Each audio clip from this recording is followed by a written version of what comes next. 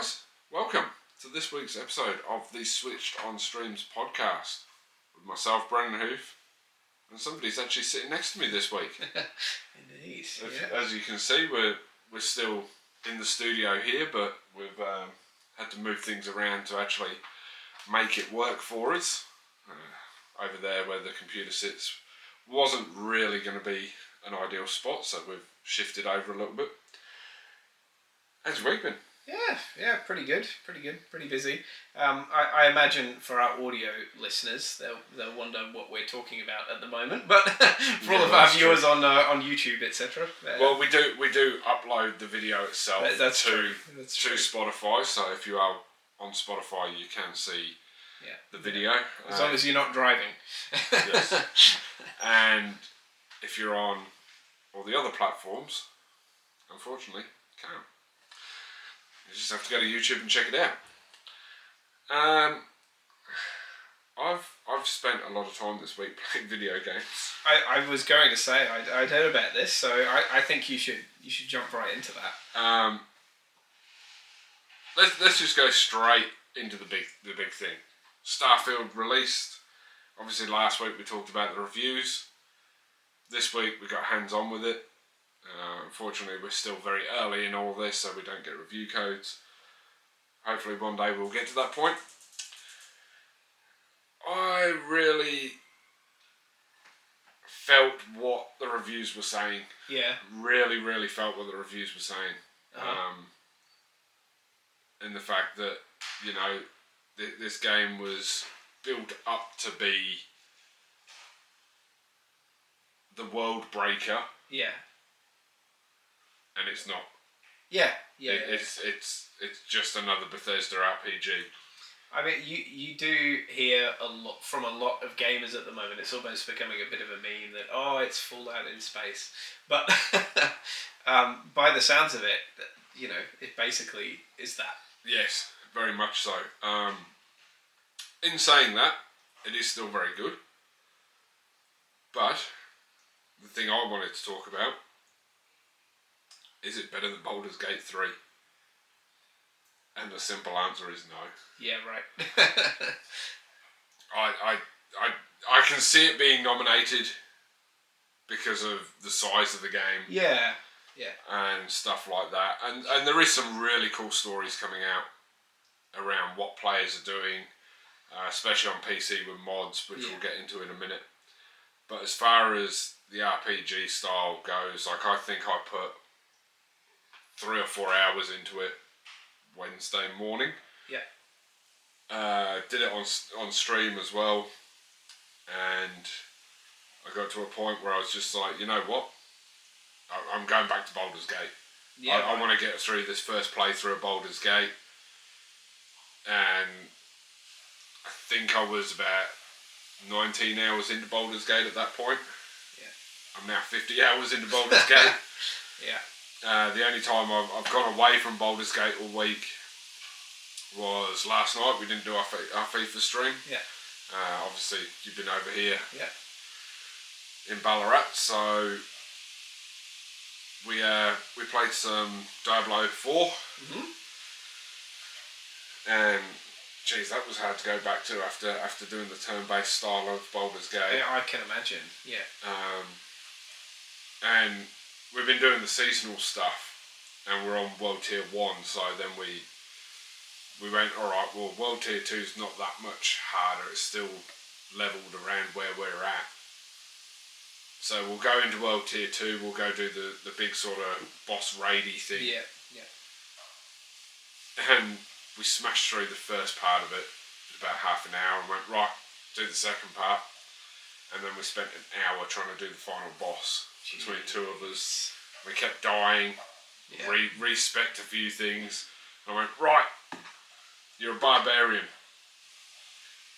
Do crowd control. Yeah. You do crowd control, I'll use my minions to attack the boss and get him down, and I'll just run around and stay alive.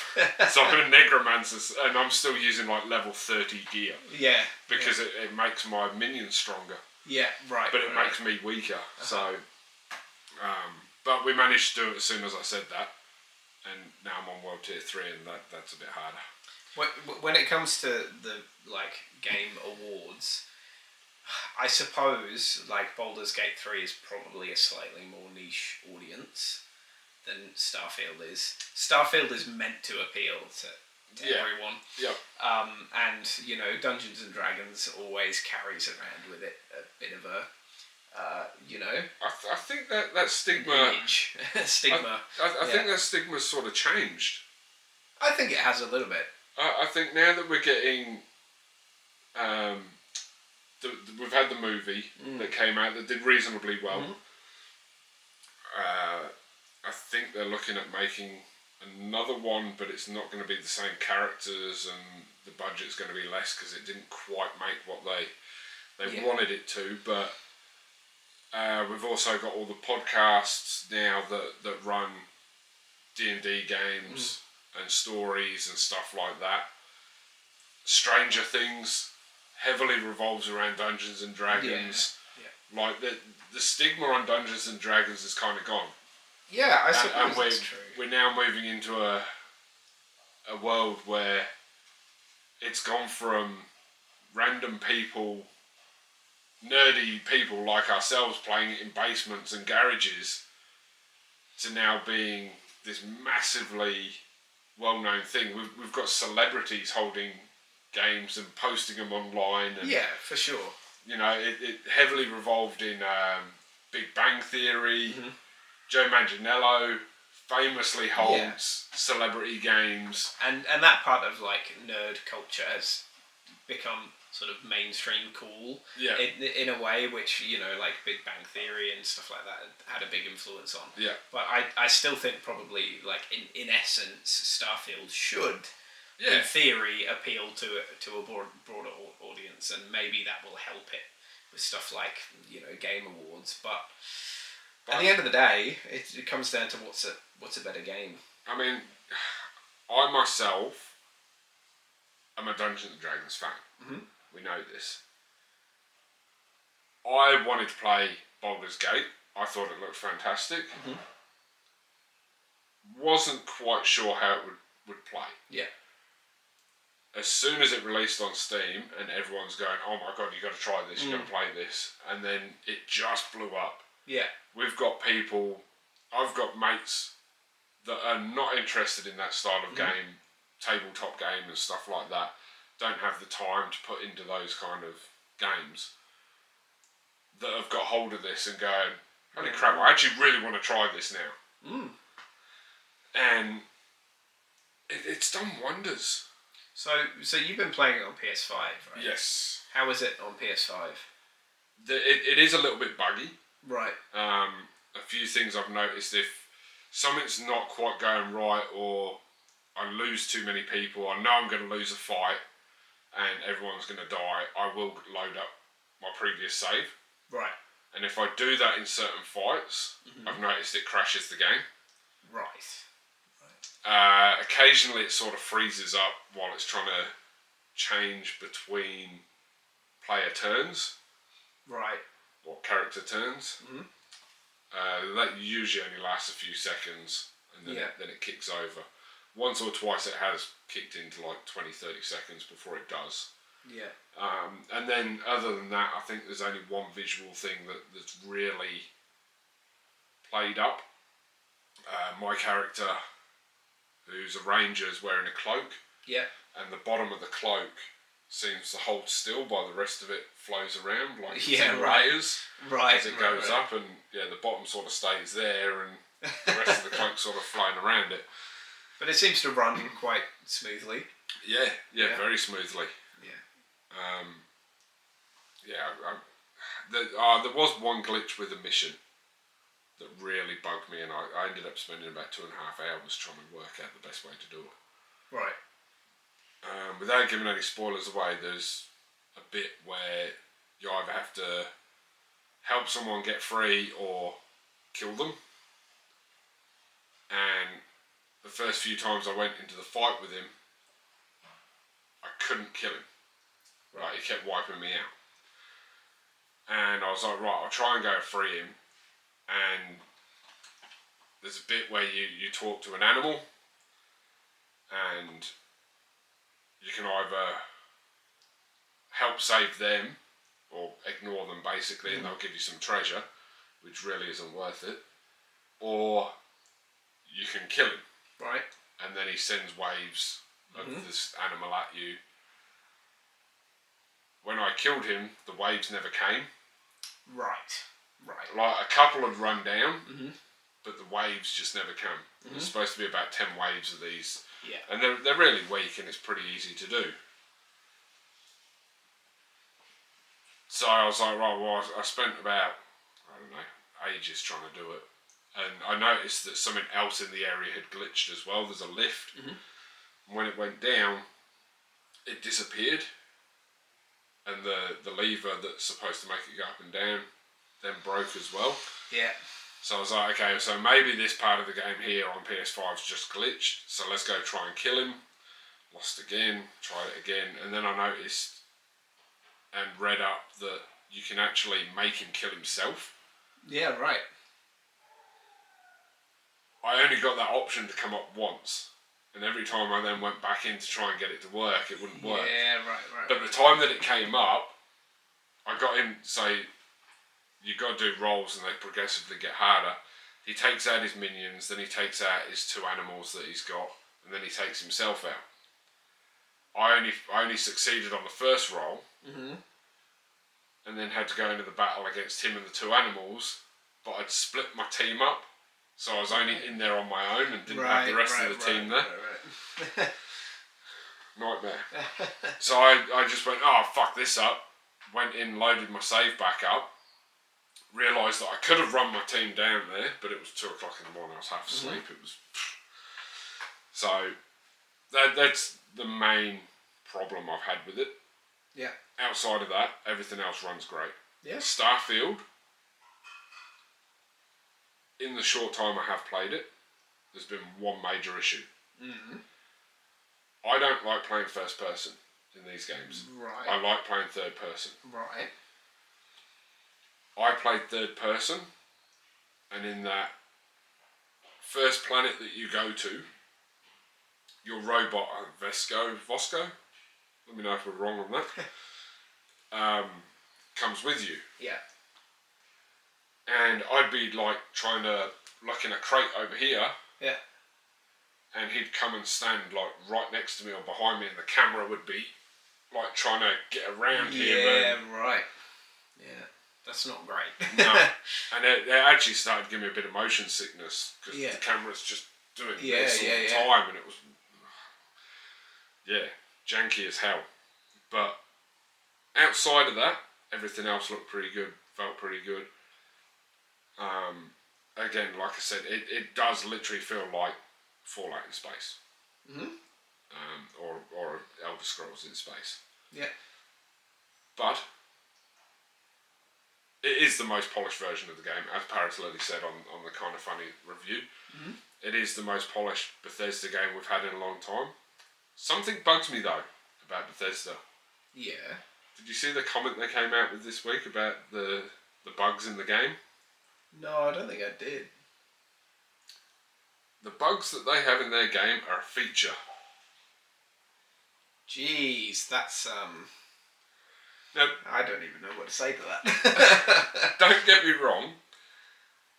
Over the years, we've come to joke and make it a bit of a meme that Bethesda bugs are a feature of the game. But we don't want them. No, nobody wants them. We don't want to be going through space and all of a sudden half our ship's disappeared, but it's actually still there. Or Yeah. again, the camera thing that I dealt with. Did you notice any problems with the map? Yeah. Yeah. Like when you're on a planet, the map is just like empty, right? Yeah. And trying to navigate any of the maps in that game, I didn't know what was going on. Yeah, I don't think anyone knows how to use them. I scratched my head. And another one, so you're not supposed to be, so you're supposed to do a lot of fast travelling. The whole game's designed around the fast travel, but we've got a space exploration game. We want to fly the ships. Yeah. Outside of the dogfights, there's no need to be in the ship. Right. It's fast travelling. Mm-hmm. Now, there is an interesting video that Alana Pierce put up on YouTube. Yeah. She did a 12-hour stream of it Uh-huh. last weekend.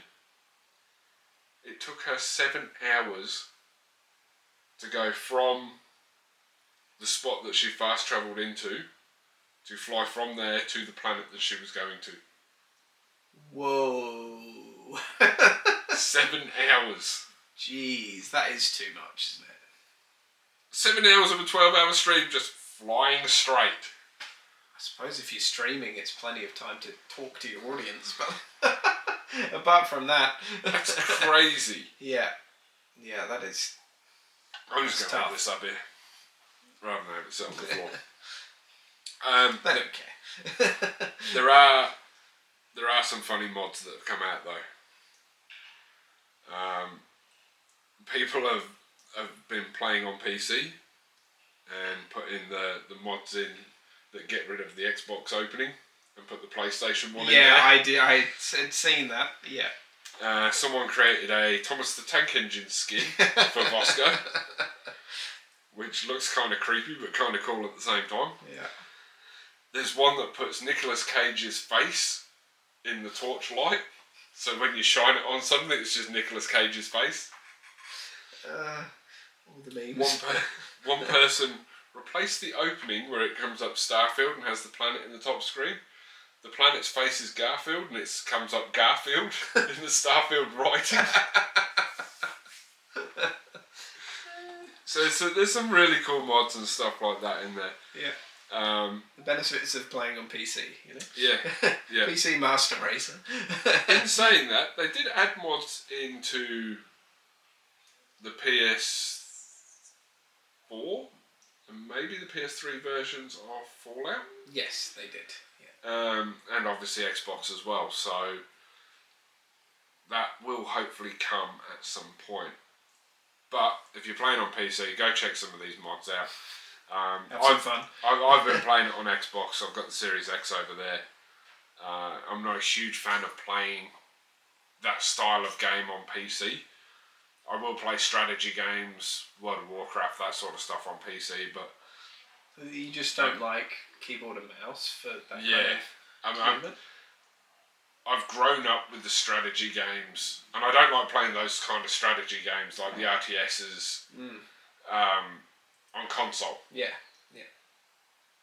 World of Warcraft's a bit of a different beast. Mm-hmm. I've been playing that for a long, long time, so it's ingrained in me how to play it. What about using an Xbox controller on PC? As I've said to you before, and there's something I've thought about in a conversation we had the other week as well, why I'll bring up in a sec. I have a lot of issue with connectivity for some reason, like controllers drop out. Yeah, right. And if you're playing an online game... Yeah, you don't want that in a competitive game. No. And especially Baldur's Gate 3. Yeah. You can't pause the game.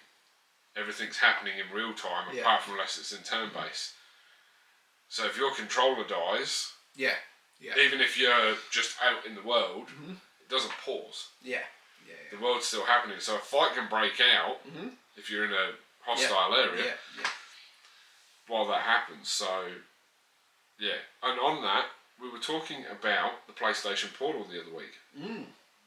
And you were asking about how I thought it was more convenient to have rather than to set up the tablet and controller while I was in bed. Mm-hmm. The thing that I thought about, where am I putting the tablet when I'm in bed? I've either got to be laying on my side to watch it over here, or I've got to try and balance it. Yeah, I suppose it depends on the kickstand and stuff that you got for your tablet. It's a good point. It is a good point. Whereas if I've got the Portal, I'm here, it's like the Switch, I imagine right in front of me. It won't be particularly light, though. It's supposed to be, from what I read, it's lighter than the Stream Deck and the Asus. But it's still going to be a lot heavier than a controller. Yes. So, that might get a bit fatiguing. If I'm sort of sitting up in bed, like I'm used to doing it with the Switch and stuff like that. So I don't think it'd be too much of an issue.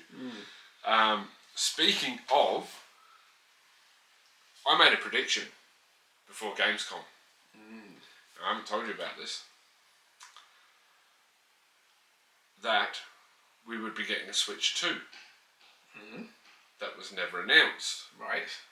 Rumours have circulated this week or over the last couple of days that developers, during a developer showcase, were shown the Switch 2 and its capabilities, including the souped up version of Tears of the Kingdom on this console. So, I'm claiming that my prediction was right. Well, sort of. Close. If it's there, if it's been shown, I said it was going to be there, it was there. Yeah. We didn't hear about it. The world didn't hear about it. It's a rumour, right? True. It's coming from some pretty big sources. Okay.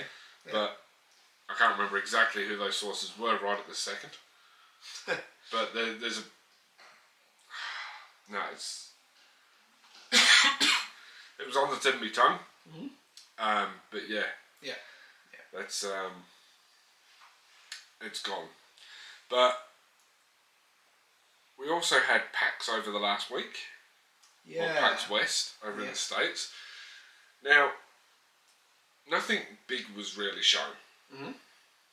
We've come to sort of know this with PAX. It sort of focuses a lot more on indie stuff. The bigger stuff that was shown we'd obviously already seen from Gamescom.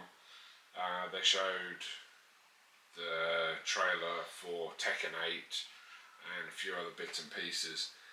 But one game that really sort of caught my attention out of it was a game called Beastie Ball. Right. Volleyball meets Pokemon. How does that work? So, it's a bit cartoony, it's a bit 2D, sort of, kind of got a bit of a Japanese indie RPG sort of styling to it. Yeah. There's a free trial out on Steam right now, so go check that out. You basically go around and you collect your beasties. Yeah, right. And you get into battle. And these beasties have created this game called Beastie Ball between themselves. They invented it, not humans or anything. Yeah. And basically they attack by playing volleyball, and you win by scoring points, and it looked really interesting. So it really is like Pokemon, but but the battles are just done through a kind of medium of volleyball. Yeah. And you know, some of the beasties look very similar to Pokemon. Other ones look very different. Yeah. But like, as a big Pokemon fan, like I'm really interested to see what this is like. So I'm going to go and have a look and download it. I actually only saw this earlier today, and I've still been smashing out Baldur's Gate. Yeah. And I've been waiting for 2K24 to finish installing so I can go play some Kobe Bryant basketball. We also had this week, a bit of a busy week for this style of stuff, but we had the Horror Video Game Awards. With Resident Evil 4 taking home all 5 categories it was nominated in. Fairly unsurprising that, I think. Probably should have turned that down. Yeah, fairly unsurprising that. I mean, it was an exceptional game in many ways, really. I still haven't finished it, but I mean, I was thoroughly enjoying it. It took home, what did it take home? Best game, best character, best VR, AR video game, best performance in a video game, and soundtrack. The only one I'm a bit unsure about there is best character, and that's only... It was for Leon. Yeah, but that's only because it's a character that's existed for years and years already.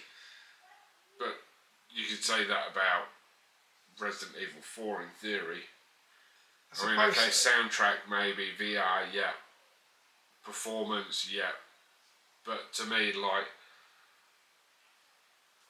I mean, to me, I don't understand why we're really having a horror video game awards, to be honest. I just mean, like, if, Spider-Man 2 comes out later this year, if Spider-Man got the award for, like, best character, I'm not sure that would really be fair.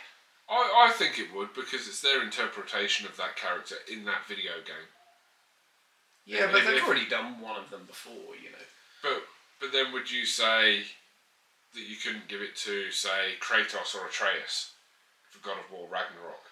Yeah, because I think they're already, like, really established characters. I suppose it depends whether the award is meant to be just for what's the best character in a game that year, or if it's meant to be what's the best new character. And I suppose there is a bit of a difference there. But I think it's for the best character in a video game that year. I think that's how it's supposed to be interpreted. Yeah. But again, I don't know why we're having horror video game awards. Yeah. Don't get me wrong, I'm happy that it's here, but I don't understand the point. It has, 8 categories?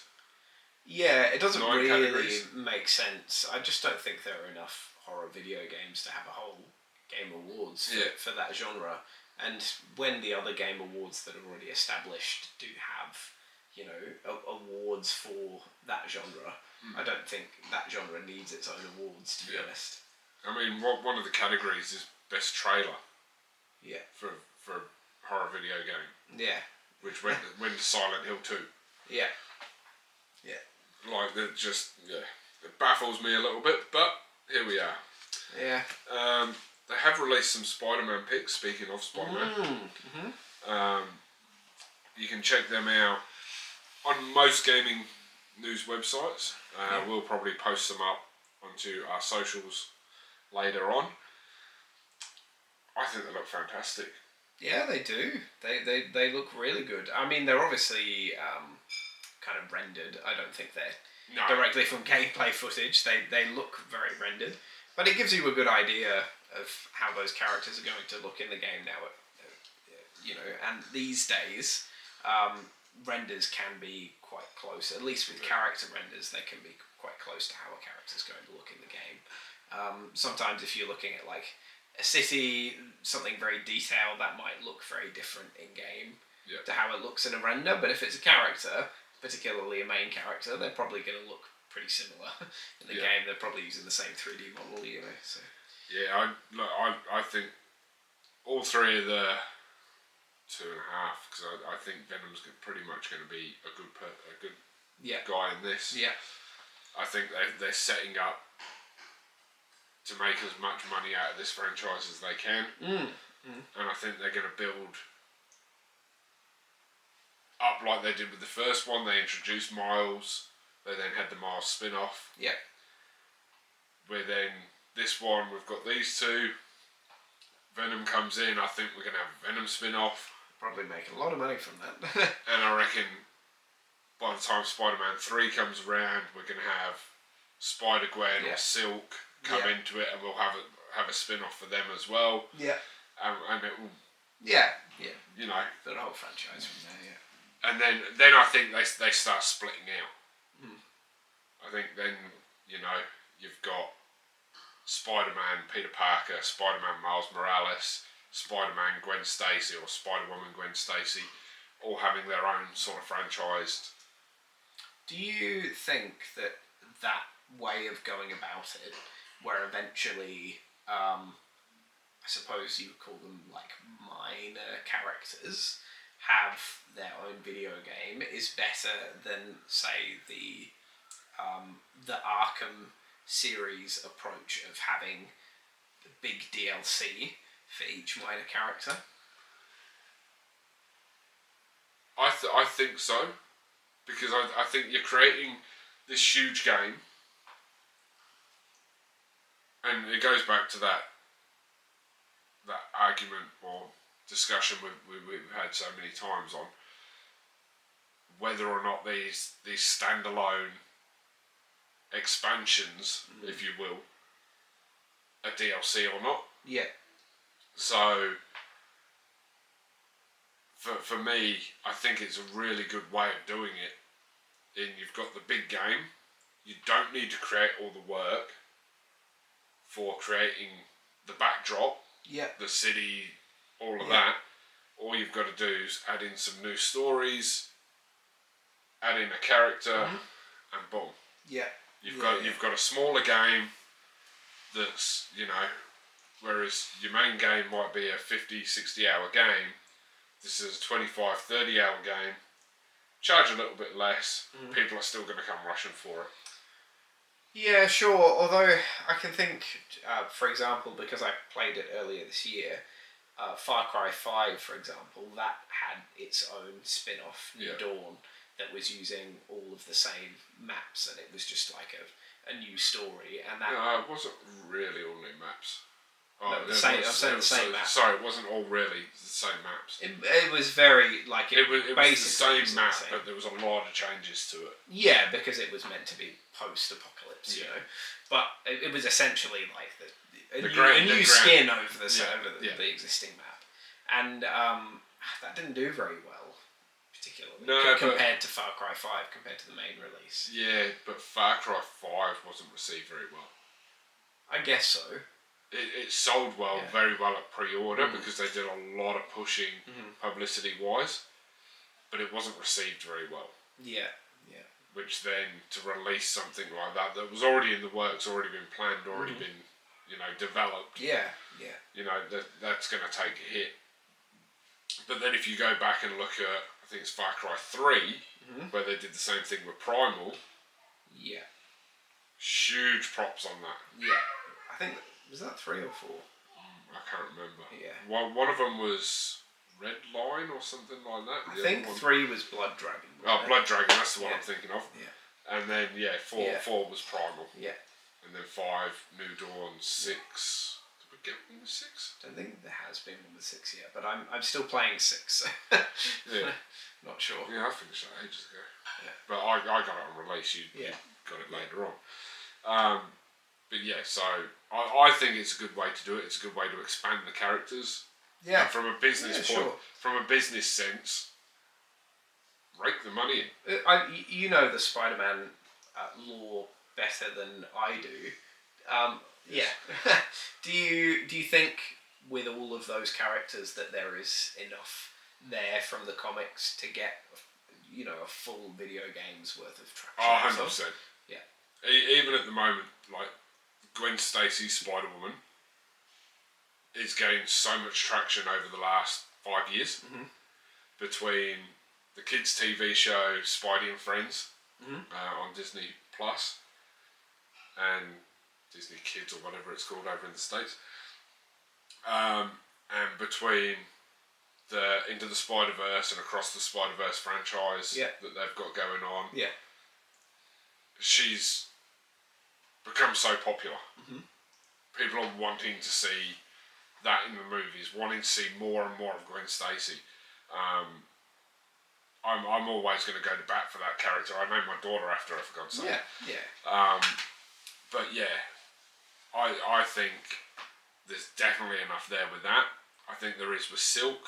I think there is with I forget what his name is. Miguel something or other for Spider-Man 2099. Yeah. There's a whole heap of characters you can grab hold of. You've only got to go back to the PS3 game Spider-Man Dimensions. Right. Fantastic. There was, in that game, there was a crack in time, or a crack in the dimensions, space, whatever, and we had 4 different Spider-Men. Yeah. That you played across the game. There was Spider-Man 2099, Peter Parker's Spider-Man, Noir Spider-Man, and another one, I can't remember who the 4th one was. But each character went through and told their own story as they went through it, and that game was fantastic. It was PS3, it was a lot smaller than what we're used to now. It was very linear, it wasn't open world. But the stories are there to tell of these characters. Yeah. I guess something that they have to be aware of, though, is always maintaining the same quality. Because you could see, say for example, like the Marvel Cinematic Universe, with some of them, they were getting to a point where they were churning out these movies so quickly that some of them just weren't to the same quality as the others, and then overall the MCU started to kind of trend downwards a little bit, you know? Yeah. But I think with this, I don't think they can really miss. They've got a great studio on it in Insomniac. They're working, now they've finished Spider-Man 2, they've obviously still been working at the same time on Wolverine. I think at some point we get a crossover there. Yeah, it's possible. I almost think Sony are trying. They've seen the success with Spider-Man. Marvel have seen the success with it. Let's try and create a VGCU. An MCVGU. The Marvel video game universe. Avengers failed. Yeah. I quite enjoyed that game, but it was a failure. For what it set out to be. Yeah. For what it was good. For what it set out to be, it was a failure. Yeah. And I think we can really create a story-driven universe here between Spider-Man, Wolverine. Maybe we get a new Deadpool game. Yeah. And create characters that have real big history with Spider-Man. Wolverine, we know, has a big history with Spider-Man. Both of them have a big history with Deadpool.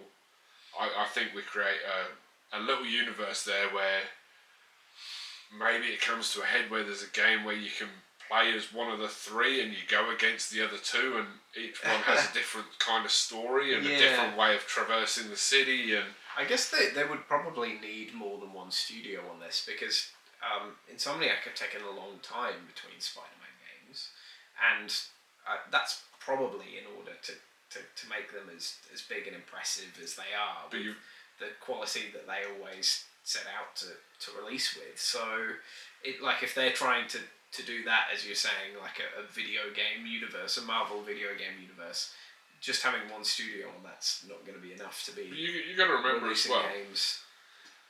In that time, they've also released Ratchet and Clank.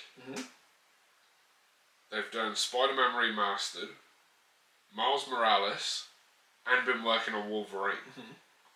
And the quality on all of those games has still been there. So, but I think that's been, how many years has that been? Spider-Man came out in 2018. Yeah, so 5 years, and they've released all that in that time. But it's not that many, really. But when you look at and they actually have 2 studios in Insomniac. Yeah. So, like five games. Over. Yeah, well that's what I'm looking at though. So if you alternate and say, well, Spider-Man's at this one, they're doing that. These guys over here have been doing Wolverine. And then once they're finished with Spider-Man, they're going to go do, say, the Venom game. Once they're done with Wolverine, they're going to start the Deadpool game, or the next Ratchet and Clank, and then the Deadpool game. Yeah. They're finished with Venom, right? They start on Spider-Man 3. I think 2 studios is more than enough. Possibly. Especially if we're only talking about a small universe where it's only 3 or 4 characters. With a few spin-off games. Yeah. Mind you, Rockstar North have been working on GTA 6 for how long? And we've seen how long we've also been waiting for a Fallout or a Starfield. Or as Todd Howard came out and said, he regrets announcing Elder Scrolls, was it 7? 6? 6, isn't it? Yeah. Because it's still at least 6 or 7 years away and people keep asking him about it.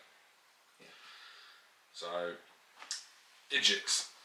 Announce a game when you're almost ready, when you're almost done. In saying that, I think we get Wolverine next year. Possibly. I think we're very close to getting Wolverine. Yeah, it might be a year and a half. Like, it could be early. I reckon end of next year. Insomniac usually release their games towards the end of the year. They do, yeah. I think Video Game Awards. We're getting And if it's another big prediction. if not the Video Game Awards, then maybe the State of Play or Sony, whatever we call them. You're hedging your bets there a bit. I think we get a trailer for Wolverine before the end of the year. Yeah. One of those two events. All right, that's the prediction. Yeah. And I think the announcement will be, if we get a trailer at one, say we get it at the PlayStation thing, I think we get an announced date at Game Awards. Right. And it'll be the end of next year. Yeah. That's where I'm going. Alright, bracket time. Hey. Another stacked year. Oh, yes. Not as stacked for 1999. The year that the Dreamcast was released and the PS2 was announced. What a console the PS2 was. Oh, yeah. For what the PS1 did for video game consoles, the Dreamcast failed out. I really like the Dreamcast. Yeah. I think the best consoles that have been around. You have one here. A Dreamcast, no. Oh, there you There's go. one console To add to the collection. I don't have. Yeah. There's so many peripherals for it as well. For those that haven't seen, I have my console collection down here. I have my Star Wars Xbox 360, the Halo Special Edition that you can't really see, Xbox, there's Nintendos, there's Ataris, there's a Mega Drive, there's PS4s, there's a PS3 down there, there's a couple of PS1s, PSP, PS Vita. I think your PSP's over there too. Yeah, right. We've got Game Boys galore, that's your Game Boy Advance. Yeah. I've got the Lego Super Nintendo Yeah, that wow. I built. Wow. Never bought the screen for it because I didn't see the point, I just wanted the console. Yeah. Up there we've got the Commodore 64 and all the games, the PC games over there, PlayStation games of that side because they're more important. But yeah, no, the Dreamcast we don't have yet. It's on my list of ones I want to get. I also want to try and get some of the more obscure ones. Yeah. Like the Japanese only released ones, stuff like that. But, we digress. The games for this year. Ones we haven't picked. The honourable mentions. Silent Hill. SimCity 3000. One of the biggest MMOs before World of Warcraft. EverQuest. Super Smash Bros. The original Baldur's Gate. Just for those that want to go back and play it. I think it's on Steam. Roller Coaster Tycoon. He's going to look that up. Driver. Siphon Filter. I used to love Siphon Filter. Resident Evil 3. Age of Empires 2. One that he was tossing up picking. Crash Team Racing. Another one he was gonna do. Medal of Honor. Spyro 2. Gran Turismo 2. Did I say Pokemon Snap? I think so. No. I've decided to read this real weird. I've sort of zigzagged across it. Pokemon Snap. Now, there's 2 games on here that I wanted to pick, but I had to pick mine and leave out the first game that I ever owned on PlayStation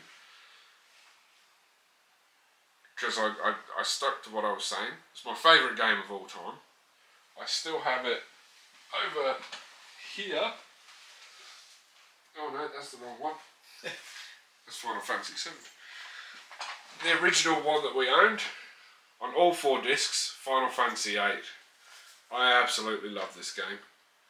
Oh, I forgot that was broken. Incredible, really, that a game is on 4 discs, you know? Yeah. Well, Final Fantasy VII was on 3. We've still got the original booklet. With Chocobo Racing on the back. Coming soon to PlayStation. Jeez, you used to get some really cool stuff with this. Yeah. I used to have, I don't have it anymore, I don't think. I used to have the guide for it as well. And like, I used to take that thing to school and just sit and read it. I was thoroughly in love with this game. I still to this day haven't found a game that captivates me as much as this one did. Unfortunately, all the things are broken in this.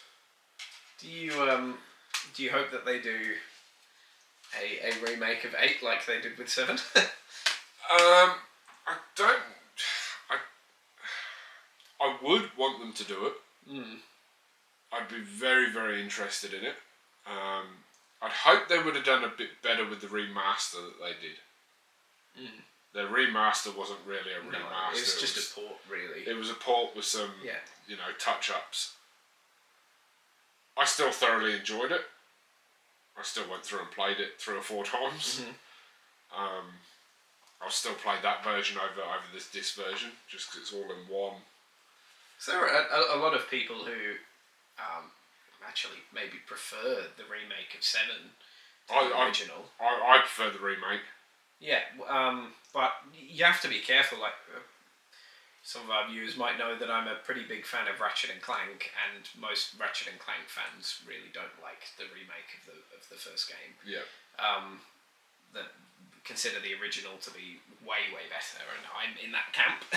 So they do have to be careful when doing it. Yeah. Because you can alienate a lot of your original fans of those titles. Yeah, and sometimes though, to do it right, I think you've got to change it enough, but keep the same feel of the game. I think with Final Fantasy VII Remake, what they've done is really, they've changed everything about the game, in the fighting aspect, the look, all that, brought it up to date. Obviously it's been, nearly 30 years. Or has it been 30 years? No, nearly 30 years. Really? Yeah. Since that game came out, so... But they've kept the original story. Yeah. But they've added elements to it because they can, because they've got more space, they've got the bigger platform to do it on. But also to do that, you've got to change certain aspects of the story to make it fit. I guess so. You just don't want them like fundamentally changing characters or changing fundamental plot points. I think Final Fantasy VII did bits of that. A little bit, yeah, maybe. I mean, the biggest thing is, like, you start Final Fantasy VII on the PS1 at the end of the game. Whereas in the remake, you end at that point. Yeah. And they've moved massive parts of that game out of it completely to put it into the next one or the third one. Yeah. You know, so there's Yeah. And I don't know if Final Fantasy VIII has that appeal that 7 did. I don't think they'll do it. I reckon once they've finished this trilogy down the track, there's a possibility they might look at it. But that also depends on whether or not Square Enix gets bought out. Yeah. In the meantime. Do you think there's possibly other Final Fantasy games that they would look at doing before 8? Maybe 10? Yeah, I was thinking maybe they would consider doing 10 before they do 8. I don't think they'd do it as a trilogy. I think they'd do it as a 2-parter. Yeah. Like they did 10. You had 10 and 10 too. Yeah. And I think they just remake those games with Blitzball and all its glory, and just go hell for leather. Yeah. And look, I'd be happy if they did the same thing with 8. Just did it as one game, maybe even 2 games, because it was quite large. Yeah. Just to update it, give us a bit more freedom in running around and exploring that world. Change a little bit of the story just to keep it fresh. But like you said, don't change the fundamental points. And yeah. I mean, the cool thing was, though, with 8,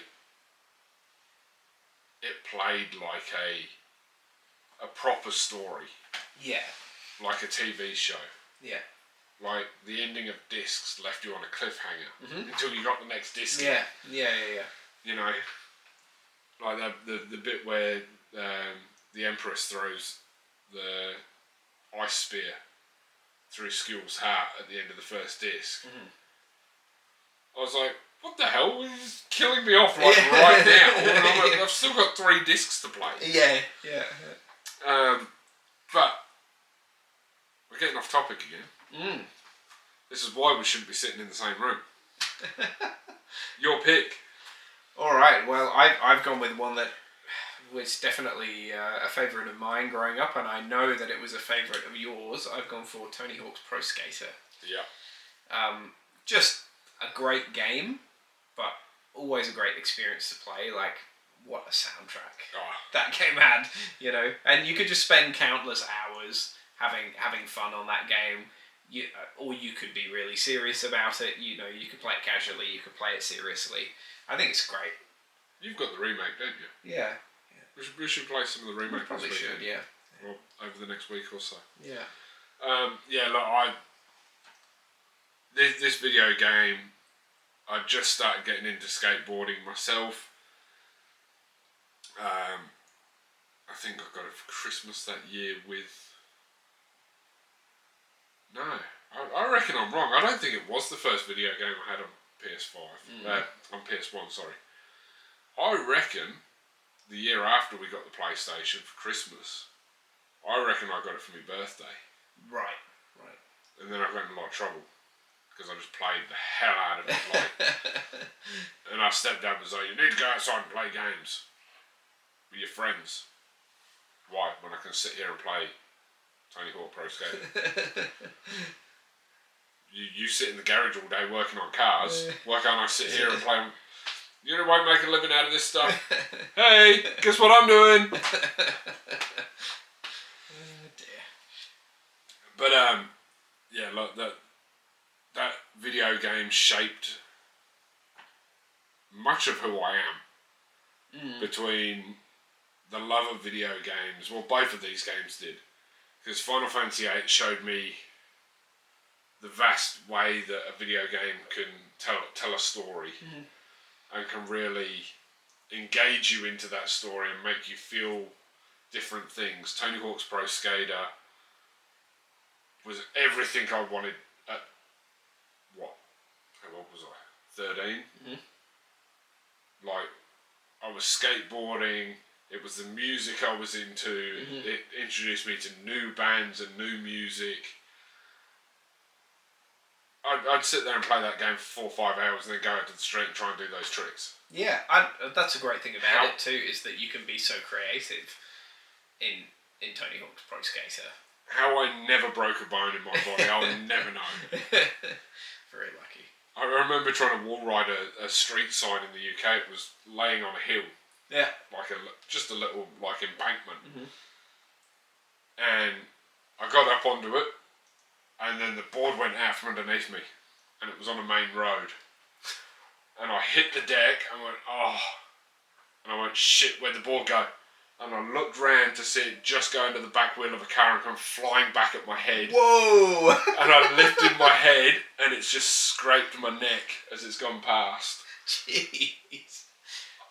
I was like, I had two mates over the other side of the road going, you nearly just lost your face. I was like, yep. Almost died. Impaled by skateboard. Thanks, Tony Hawk's Pro Skater. But I'm still here. It's not the reason I look this ugly. And so there are picks. They'll be put up onto the bracket. And next week we will be into a new decade. Yes. A new millennium. Yes. I can't even think what games came out in 2000. Tony Hawk's Pro Skater 2, I think, came out in 2000. I remember going with my birthday money and buying that game. Oh, WWE SmackDown came out in 2000. I remember going and buying that. There'll be a few of those games coming up. Well, there was a couple this year. WCW's NWO Thunder and Nitro both came out this year. Now, Thunder was a big game. Yeah. WWE's, I think it was Monday Night Raw.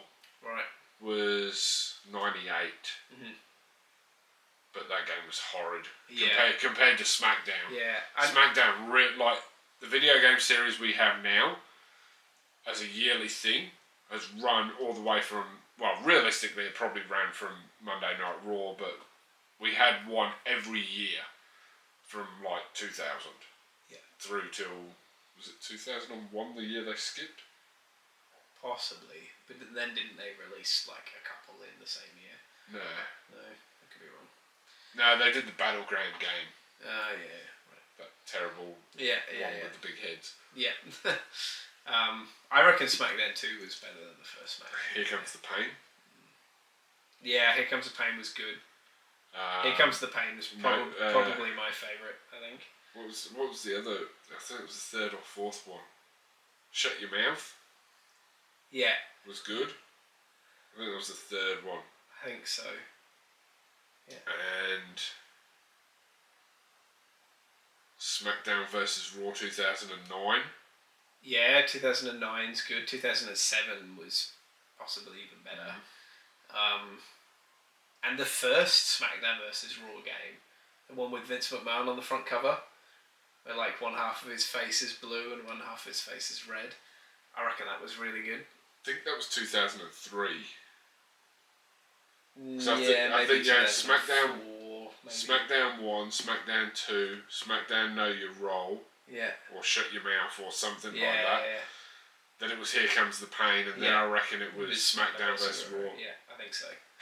Yeah. And then it went on to that up until like 2010. Or was 2009 the last of SmackDown vs. Raw? No, I think it was 2011. I think, and then 2012 was the first of 2K. 2K, I think. Yeah. That's crazy. Yeah. That's crazy that we've had a SmackDown game that's run like that. Yeah. Obviously the name's changed, but the game's pretty much been an evolution from that. Yeah. Yeah. It might be my pick next year. It's so good. You literally just created a character and went, okay, I'm going after this title. Yeah. Okay, I'm going after that one now. Now I'm going after that. Yeah. You win them all. Well, what do I do now? I'm going to take the women's title. Because you could back then. Oh dear. All I can think of now is freaking AEW's Fight Forever. And the shambles that is. Yes. Because, did we talk about that last week? Now they've released their Battleground thing? I think we spoke about it a little bit, yeah. And the players' counts dropped to under 30? Yeah, for a 30-man Battle Royal? Yeah. Well done. Not great. Not great at all. Well done. That's worldwide numbers, by the way. Bit like CM Punk's viewership. sorry, friendless, I should say. Because apparently he's got not many friends in the industry anymore. Yes. But we'll save that for maybe the sports podcast if we ever get it up and running. Mm-hmm. For now, guys, it has been our pleasure, as always. Hopefully we can do it a bit more like this in the future. Hope you enjoyed the new format. That's probably only going to last 1 week because it lives an hour and a half away. What can we do? Yeah. What can we do? Anyway, it's been our pleasure. Catch you later, guys. See you guys.